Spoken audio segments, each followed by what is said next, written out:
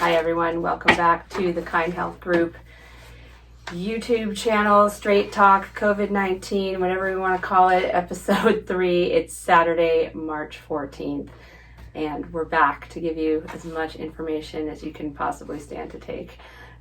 So today we are going to be talking about terminology. It's a big vocab lesson, all the new weird words. Okay, please explain to me the difference between coronavirus and COVID-19. Okay, so coronavirus is a group of viruses that causes respiratory symptoms that's been around for a long time that we've known about. And COVID-19 is a particular strain of coronavirus, I should say. And it's new, which is why we call it novel COVID-19. It's a novel coronavirus, so new means novel. And so COVID-19 is a new strain of coronavirus. Okay, let's talk about the words cluster, outbreak, epidemic, and pandemic. Okay, so these terms describe how the disease is behaving in our populations. So a cluster, and sometimes they call it outbreak clusters, is the smallest group of infections in a given area. For example, Seattle had a cluster in those nursing home patients up there, and New Rochelle has a big cluster or outbreak. And then when that spreads, it becomes an epidemic. So you can think of it as going small to big to bigger. So cluster outbreak, really, really small in a small geographic area. And then as it gets out, epidemic, and then pandemic means that it's a worldwide epidemic. So it's just a bigger word for epidemic. It means it's across many continents and countries. And right now, the World Health Organization has declared COVID-19 a pandemic. So we've had pandemics before. I believe H1N1 was also a pandemic. So it doesn't necessarily mean it's a severe disease. It just means it's everywhere. So let's talk a little bit about social distancing, self-isolation, and quarantine. Sure. So right now, we want to encourage everyone to engage in social distancing. And what that means is don't congregate in large groups of people, don't shake people's hands, try to stay at least 6 feet apart from crowds and people you don't know, and that is going to help slow down the spread of the disease. If you're feeling ill, and we'll get into what exactly that means, we encourage you to isolate yourself, and that means staying home and finding a room or space in your house or apartment where you can not expose yourself to others. Quarantine is if you have been exposed to someone that you know has COVID-19 or looks like they may have COVID-19, then you are going to also, but you're not showing symptoms. So if you're around someone who has symptoms or is confirmed to have COVID-19 or has traveled to an area that we know has a high incidence of disease. Okay, so let's talk testing. Okay, so there's a lot of confusion and misinformation about testing. I know last night, yesterday, there was some talk out of Washington that we're going to have a national website database for testing, and then drive-through testing clinics at, I believe it was Rite Aid and CVS. That is just not happening right now. It may happen in the future, but right now, certainly this week, next week, I don't see it happening. There is a very, very limited number of tests available out there. If we had 350 million tests, of course we would want to test everyone.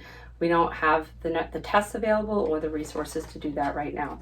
So this is the test. It's a bunch of them here. So it looks like a giant Q-tip swab. It goes in your nose or in your mouth. It's administered by a healthcare professional. And then it's put in a test tube with a transport medium and then sent out to a lab in order to be analyzed, and you get the results back in 3 or 4 days. So the reason that there's not a lot, again, if we had all the tests for everyone, yes, we should get tested, but in this particular situation, we have very limited resources. There's no value to everyone scrambling to demand getting tests right now because it's not going to really change anything. So, and once you get tested, if you're negative, it may give people a false sense of immunity and security because you can literally walk out of that testing facility and catch it like 10 minutes later from somebody else. So being found to be negative in 1 minute doesn't mean you're not going to get it the next. And likewise, if you test positive, we don't know that you're not going to be able to get it again if the virus changes down the road. So the reason that we're reserving and creating strict criteria for testing is that we need to save those tests for people who are critically ill or may become critically ill and will need those critical care hospital beds and emergency room beds. And that's really where we need to keep things in perspective right now. So that leads to the next question. People over the age of 65, what are the pre-existing conditions that they should be concerned about? Okay, so primarily any respiratory diseases, people who have severe asthma or COPD over 65, any kind of lung issues that may be compromising their ability to breathe. Congestive heart failure would be one of them. And that's more of a cardiac disease. Any severe cardiac issues, and then severe kidney failure as well, or severe kidney disease, I should say. And then people who are immunocompromised, for example, people who are taking chronic immunosuppressant drugs, and people who may have cancer and be on chemotherapy right now. And that's regardless really of age. So those severe underlying conditions are all regardless of age. And then people over 65, just by virtue of being a little bit older, have slightly weakened immune systems. So all of those conditions I described are really regardless of age. And then over 65, and certainly over 65, if you have any of those conditions, even more so, you want to be extremely careful. And then over 80, even more. So, okay, let's talk a little bit about the symptoms. If you are experiencing what the descriptions are: mild, moderate, serious, severe, and extreme. Okay, so we've been talking a lot about symptoms. So symptoms mean what you're experiencing when you get a disease or an illness. And so we've been saying symptomatic and asymptomatic. Asymptomatic means you have no symptoms at all. You're walking around normal, doing your thing. Symptomatic means you're having some kind of symptom, some kind of issue that looks like you may be getting sick. And so we're categorizing these as mild, moderate, and then this other category is called either severe, serious, or extreme. So it's 3 categories.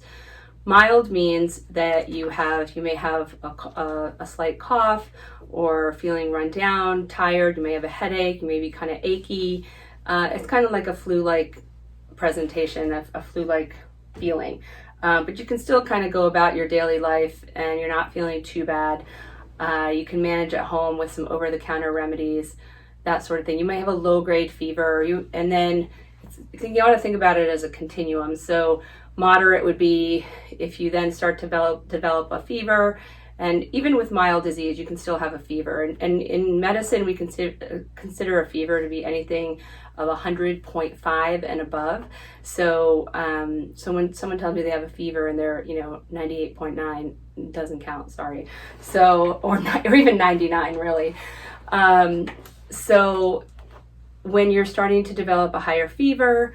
And again, I want to remind everyone, a fever doesn't mean you're going to die, or even a fever of 104 doesn't mean you're going to die. That's a normal response that your body has to fighting off disease. So if you have a fever, that's actually good. That means your body's working, your immune system's working, and that you can fight this disease. So a fever in and of itself is not the least bit alarming. What you want to, but they can be uncomfortable and it's upsetting to people if they see their fever is very high. So what you do want to have on hand in these situations are fever reducing medications like Tylenol, Aleve, Advil, whatever it is that you like to use. So in that moderate category, you're starting to get potentially a little more short of breath if you're going about your daily activities. If you're going up a flight of stairs, maybe you feel a little winded, you're a little more tired. You may have some gastrointestinal symptoms, nausea, vomiting, diarrhea. We're seeing it in some of these cases as well. But you can still manage at home. And most people who are healthy can manage mild to moderate symptoms at home. So along this continuum then would be severe, serious, or extreme illness. And this is where we get into this category of people with chronic diseases or severe underlying conditions, and then the elderly who may be compromised in this situation. So what happens is as the virus gets into your lungs, if you're not a very healthy person or just a healthy person, then that virus can start to occupy space in your lungs, perhaps cause a mild pneumonia. And a mild pneumonia is even categorized in the moderate category, I think, at this point. But as that becomes more severe, then that impedes your ability, it makes it more difficult to absorb oxygen into your bloodstream. And that's when you start to see a kind of a cascade of complications. For example, you're just going to see issues with your organ, your heart, your kidneys, and that's where we start to get into trouble. So those are the people with, and you know, they can't breathe, they have a hard time breathing, just at rest, sitting down. So those are the people that are going to need critical care and hospitalization and be seen in the emergency room. And we just want to be mindful that we have enough space for those people. So we've heard a lot of talk about gloves, face masks. The new word I'm hearing a lot is N95 respirators. Yeah, so N95s are just a kind of mask. It looks kind of like a little duckbill mask, and it's just a very, very tight-fitting mask. It's not as porous as some of the general, surgical masks that we see. It's just a tight fit, and it prevents respiratory droplets from coming out or in. However, if you're not infected, then you have the potential to kind of trap a lot of moisture in there and touch your face and potentially transmit the virus to your face. So I said this yesterday, I'm going to say it again. If you don't have active disease, if you're not sick, you don't need an N95 mask. Save those for the healthcare workers. And we were talking about airborne versus respiratory transmission. So there's a lot of question too about how this is actually transmitted. So there is a big distinction between a disease being airborne or aerosolized versus respiratory droplets. So airborne aerosolized means like you and I are in this room talking, and if we had both had COVID-19, someone comes in here a few hours later, they would catch it. So measles is like that. Measles is an airborne disease, highly contagious. That's why we see a lot of those outbreaks. COVID-19 is a little less so right now. It's transmitted by respiratory droplets. So if someone, you can think of them as like bigger particles of your secretions in the air. So if you cough or sneeze or touch your face and you have the disease, and then you touch someone's hand or you kiss them and it gets close to their face, then that's a very easy transmission. If they touch a surface that you kind of immediately touch, then you touch your face, then you can potentially get it as well. We don't know how long the virus lives on certain surfaces. I know there's a lot of speculation out there, but in order to be safe, what we want to do is encourage everyone to, once again, wash your hands. This is the number one source of prevention, is washing your hands and your phones as well. And soap and water are as more important than hand sanitizer. I know there's a run on hand sanitizer, but if you can just wash your hands with soap and water, that would also be helpful. What else do we have on our list, Annie? That was it. The last one is flattening the curve. Flattening the curve. Oh, did we talk about containment? Yeah. Oh yeah, we can talk about containment. Okay. So right. Well, containment phase. So, and flattening the curve. So everyone has been asking me, is this really necessary? Closing, basically shutting down the United States.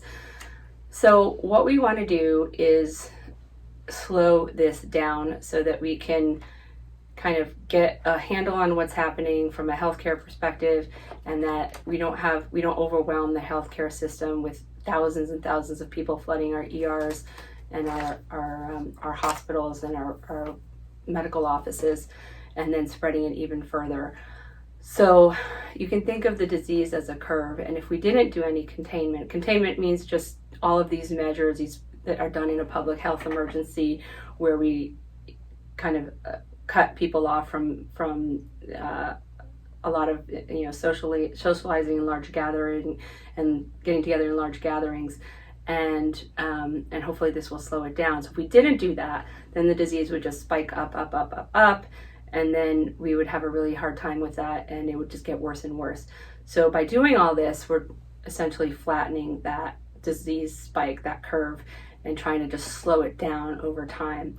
And the sooner that everyone can kind of get on board with all of this, the sooner it can be over. So, I know there's some people out there with some very cavalier attitudes, like, this isn't going to affect me, or I'm, drinking bleach or something totally stupid and ridiculous, or, taking herbs and supplements thinking like I'm totally immune, or even if you get tested and you're negative and you think you're immune and you can go do whatever you want. None of that's the case. And we do at this point need to all take this very seriously. It's affecting every aspect of our lives. I know it's extremely disruptive, but if everyone just pays attention, do what they're supposed to do, the sooner we can do all that, the quicker it will be over for all of us. Which is really important. Which is really what we want right now, because this is crazy. Yeah. And then, do we talk about person-to-person community transmission?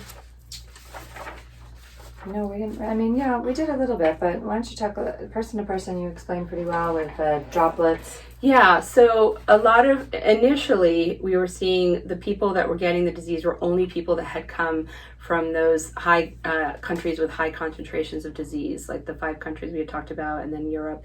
But now, once it's here, and it's here, we're seeing community transmission between people who haven't traveled or haven't been out of the country. And so that's the part that we're trying to contain and slow down. What else? Did we cover all the crazy terms? Yeah, for today. All right. Any questions, please send them to Instagram at Kind Health Group. We are going to be getting that podcast out sometime soon. It's waiting on Apple to approve it. And take care, everyone. Stay safe. Be kind to each other. Oh, can we talk about Nextdoor real quick? Oh, yes. Let's talk about Nextdoor. So I was flipping through, the app Nextdoor.com, which gets you in touch with all of your neighbors. Right, Maybe you can describe it. It's like a local community app, sort of people looking to help their neighbors out. If you're selling something or looking for help with something, you kind of post on this app called Nextdoor. And sometimes you see the craziest stuff on there. Completely. But last night I saw just the most heartwarming posts about people wanting to help each other in their community, and really going out of their way to help people that couldn't help themselves, that were really struggling during this time.